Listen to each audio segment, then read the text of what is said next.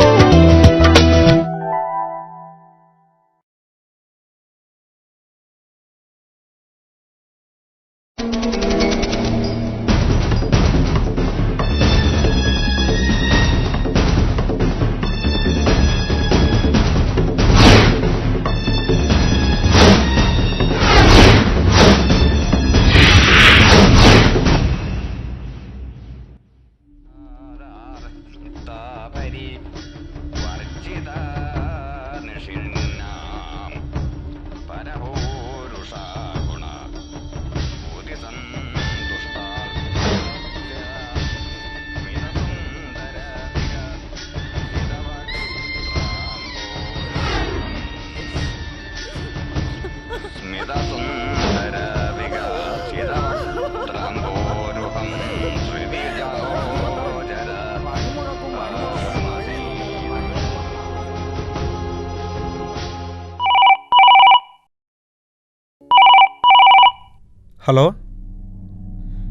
ചടങ്ങൊക്കെ ഇന്നലെ കഴിഞ്ഞു.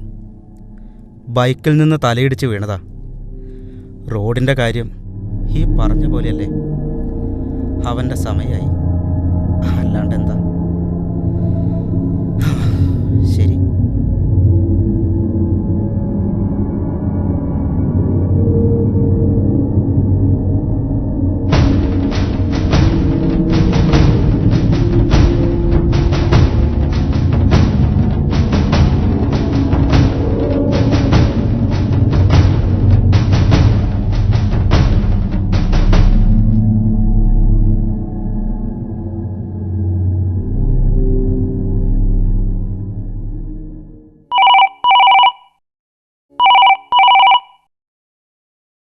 ഹലോ, രഘുവോ? എപ്പോ? ഞാനിന്ന് വൈകിട്ട് കൂടി കണ്ടതാണല്ലോ. ഈ റോഡ് ആളെ കൊല്ലിയായി മാറിയല്ലോ.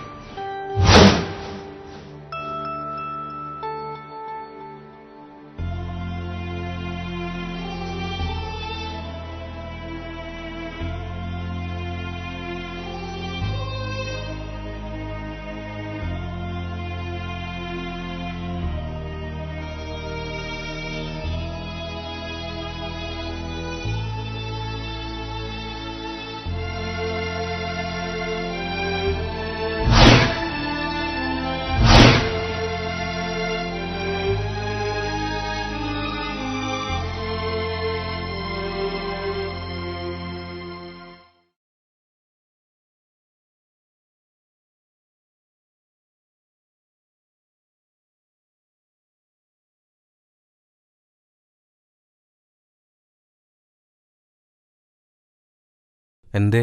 സെക്രട്ടറി റൂമിലുണ്ട്.